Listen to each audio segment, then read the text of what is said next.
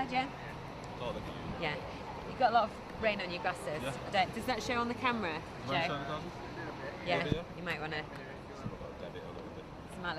Sometimes it looks more, funny when you actually get it back on screen. Because it look like you've got blobs on your eyes.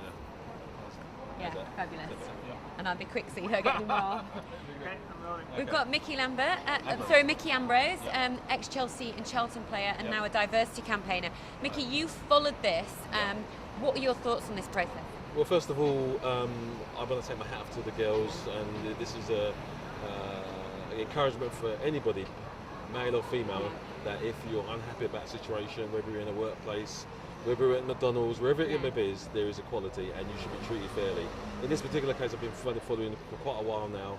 I'm just totally shocked by the 4 people I've just seen give evidence, the HR lady Brace, Dan Ashworth, Clarke and Martin Glen, because it was basically, I can say, a whitewash really, because it was just massaging the truth. All they cared about was themselves, and I think it was an absolute disgrace that these people sat there today, and you saw the reaction from the audience and even the committee members of the answers they were giving, where they were talking about governance and looking after, more like looking after themselves, more likely to save their skins. I think they should be getting their P45s tomorrow. So you think that the top brass in the FA should be resigning? I think the 4 I saw today, and I'm fully aware of the roles they played in the whole situation. I think they should have resigned tomorrow.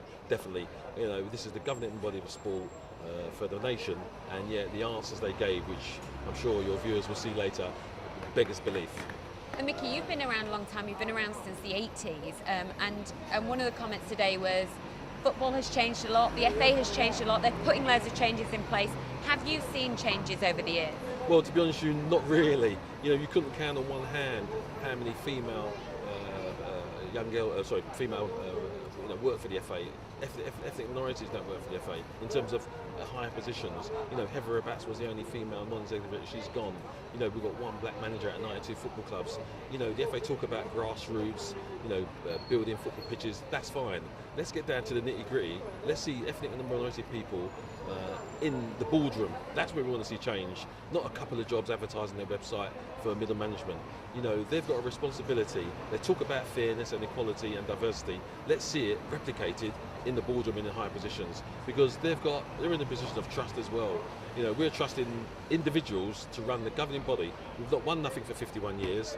We've had succession of managers. I don't understand why we don't have an England Leadership Football Committee and get Lineker, Shearer, Wright, Dixon for defence. How can one manager work out how to play? It hasn't worked. Capello, Ericsson, Scolara. The list goes on, being paid £3 million payoff, and we haven't got anywhere. This is the wrong message we're sending out to our kids. We should have an England Leadership Football Committee, set it up. I'm going to chat to Damien and tell him that's what should be in the report. And let's get the FA more governed. These people, I don't believe, should be in this position. I'm not criticising the whole staff of the FA, of course. There are people who do some fantastic grassroots work. I'm talking about people that are in position who just sat there and we listened to it was rubbish, basically.